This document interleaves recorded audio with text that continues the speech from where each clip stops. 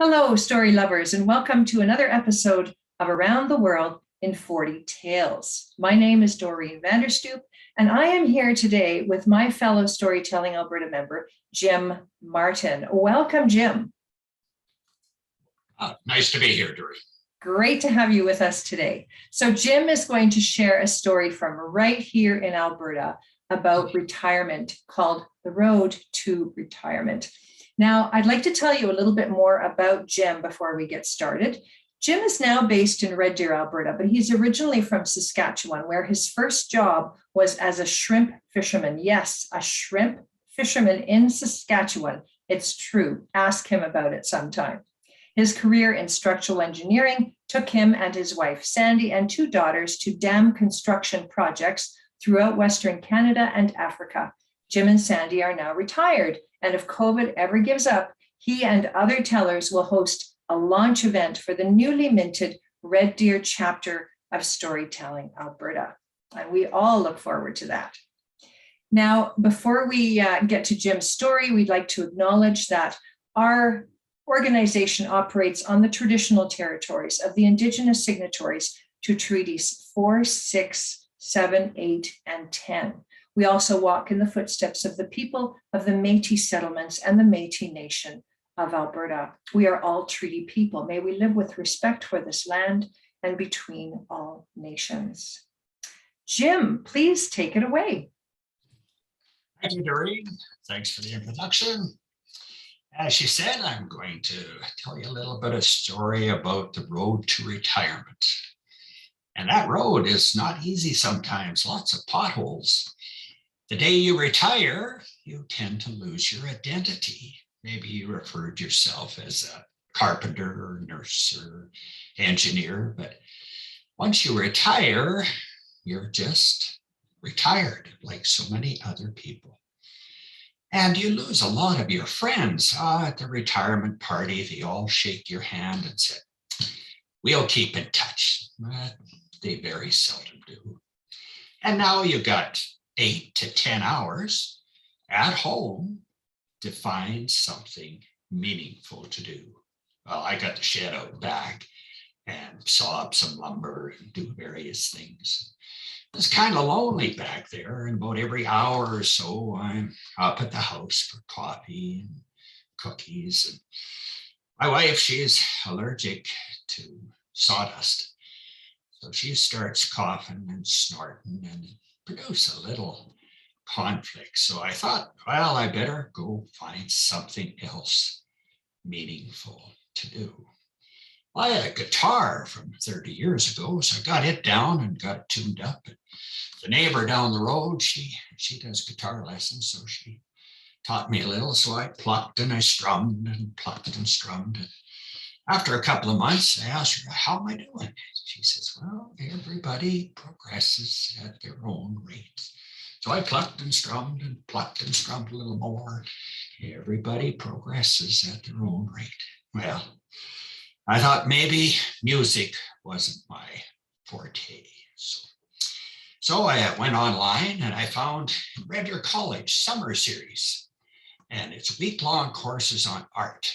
So I picked one, working with copper, a manly thing to do, steel or metal.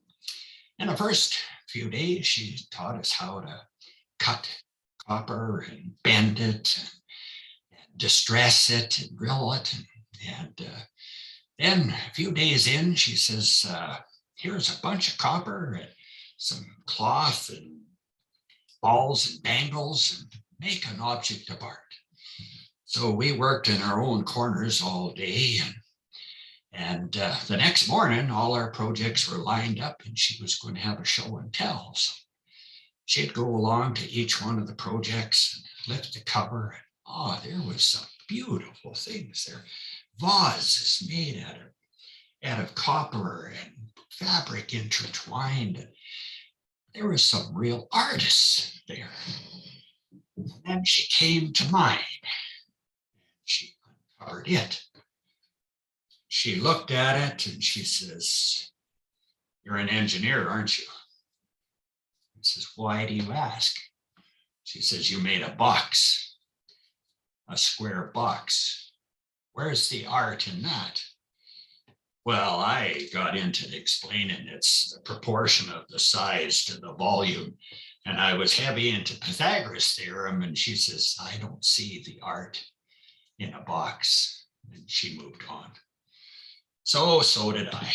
Then I found the Red Deer Museum was having something called a taste of art. So you got 2 hours with an artist and all the supplies and a glass of wine for 20 bucks. Well, sign me up. First one was painting. Never painted before. Give it a try. But I ran into trouble first thing because she gave us the 5 basic or 4 or 5 basic colors, and we had to mix them together to make the other colors. And me being red, brown, green, colorblind produced a bit of a challenge.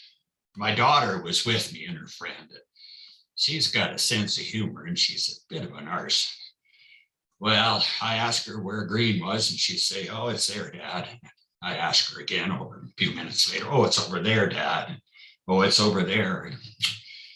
At the end of the class, the instructor was going around admiring everybody's creation and giving them encouragement. She comes to mind. She says, interesting use of color. And she moved on. So did I. The next taste of art was sketching with pencil, black and white. I can do that. So I signed up. Their advertisement showed a picture of a man, and they had circles around every joint and lines. And I can do circles and lines. I've taken drafting. And I thought, well, maybe then they show you how to do an arm or whatever. So I signed up. And I took my engineering ruler and circle template with me. And I'm there, I'm early, I'm always early. Go into the room, there's lots of desks in the circle and all the supplies. And in the middle is 3 big plywood boxes. And I'm sitting there thinking, well, they're going to put something on those boxes and we're going to sketch it. So I might as well sketch the boxes. So I took my ruler out and sketched it up, and I can draw perspective and the like. So I finished that. Then some people started coming in, and pretty soon it was evident that I was the only man in this class with about 15 or 18 ladies. And then come in this beautiful young lady in a Japanese kimono, brilliant red color, and she sat on the boxes. Well, we sat there and looked at each other for a while, and pretty soon the instructor comes wheeling in and apologized for being late and introduced herself, and then introduced the young lady, who promptly stood up and dropped her kimono, and she had nothing on underneath that. Well, I learned a couple of things that day. I learned that you don't need an engineering ruler because there's not many straight lines on a young woman's body. And I learned that it's pretty hard to sketch when you're embarrassed at the same time. But I sure like sketching. I really like that. But the problem is where am I going to find a model? I asked my wife and she said, sure, I'd love to do it as soon as hell freezes over. So I had to give that up. Then I found an online course on short stories. So I signed up and I really enjoyed that too. And pretty soon I'm making short stories, and the pile of short stories are building up, and what are you going to do with them? So I Googled telling stories, and up come TALES, the Alberta League to Preserve Storytelling, which is now Storytelling Alberta. Well, it's down in Calgary, 2 hours away, but I went down for a few tell-arounds and got involved with a few story cafes. And pretty soon we were going out to old folks' homes or libraries, or went to the old fair and told some stories. And I was really getting into it, but I'm of Scotch descent, and the cost of the gas was starting to worry me. But I didn't realize that if you can tell a good story, it can save you money. I found that out couple of months after I started, and I was driving back from Calgary, and all of these stories that I had heard that day were rolling around in my mind. All of a sudden, in the rearview mirror, police stopping me. I looked down and I was doing 120. Over, and constable comes up and says, "Sir, do you know why I stopped you?" I says, "Well, I might have been pushing 110 a little bit, no more than everybody else." He says, "You just blew through a 50-kilometer-an-hour construction zone at 120. He says, "That's going to cost you $1,000 or $1,500 in an appearance in court. Stay where you're at. I got to go check my charts. I've never written a ticket that big." Well, I was beside myself. I'm not going to spend $1,000 on a ticket. So I'm thinking, what can I do? I beg for forgiveness, but $1,000, that's a pretty big beg. Or slip my $100. That doesn't turn out too good all the time. So he's coming back, and the only thing I can think of is these stories. He comes and says, "Driver's license, sir." I says, "I don't have one. I'm over 65. He says, "What?"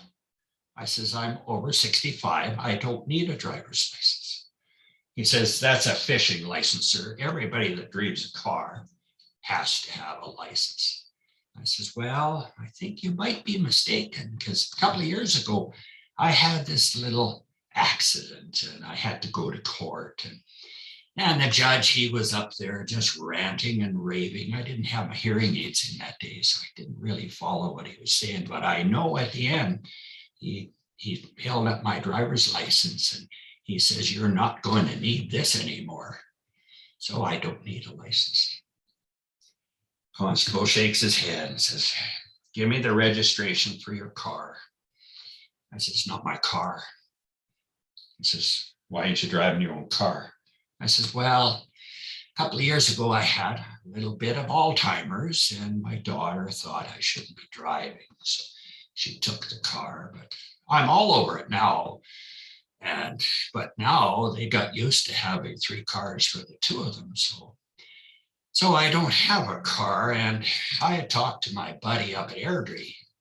He lives in an old folks home and he doesn't like it much. So we decided that if I got a car, he would sneak out at midnight and pick him up and we'd head to Mexico. So I got this car. Constable says, "Where'd you get the car?" I said, "Safeways." He says, "They don't rent or sell cars at Safeways." I said, "Yeah, but there's lots of cars there. So people come out with their groceries, and while they're putting it away, I tell them the story about, losing the car in Mexico and ask them for their car. But they always had excuses, kids or work or the like. And then this young whippersnapper comes out, he's 30 or 40. And I ask him for his car, and he starts ranting and raving about old people and dementia and stuff. So I give him a whack on the side of the head with my cane just to teach him a little respect for seniors. Down he went, just like that, onto the asphalt. Well, I was a little concerned about his health, so I reached down, turned him over, and there was his keys. And that's how I got the car. Constable says, "Where's the guy you whacked?"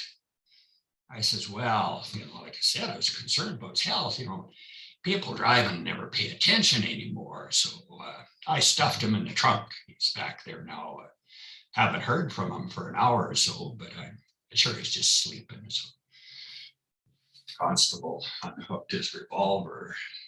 He says, "Put your hands on the steering wheel. Keep them there." And he backed up to the squad car and said, "Sarge, possible homicide. Need some backup." Well, it wasn't more than 2 minutes later, and the squad car comes up. Sergeant gets out, talks to the constable, and at the end, I heard him say, "You keep your hand on that revolver. I'll go check this guy out." So the sergeant comes along and he says, "My constable tells me you don't have a driver's license." I said, "Sure I do. This right here. It's good for another 5 years." Sergeant looks at it, looks at his constable, he says, gives it back to me, and he says, my constable tells me you're not driving your own car and you don't have a registration. I says, well, sure I do. I bought this car 5 years ago, and here's the registration, and the tags are on the license plate. He looked at that and looked at his constable. And he says, my constable tells me you have a body in the trunk. I said, a body in the trunk? Are you kidding? He says, we don't kid. I said, well, that's easy to prove. I can just open the trunk for you. So I opened it up and it was empty. So the sergeant says, sit in your car. I've got to go talk to my constable. I said, yeah, I think you should. You know, he's got a pretty vivid imagination. No driver's license, no insurance, a body in the trunk. Next thing you know, he's going to try to tell you that I blew through that construction zone at 120 kilometers an hour. Well, the last time I saw that constable, the sergeant was escorting him into the back seat of his patrol car, and they drove off. So did I. So you can see, if you are able to tell a good story, it can save you money. So if you're not already a member of Storytelling Alberta, I suggest you join today and see where storytelling takes you. Thank you, Doreen. Thank you, Jim. If there was ever a story about the power of storytelling, that is it.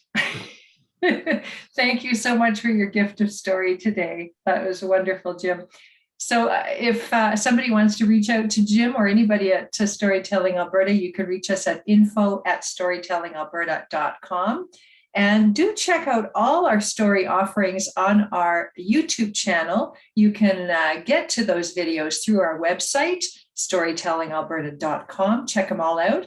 And be sure to join us again next Thursday when we will be back with another tale to tell.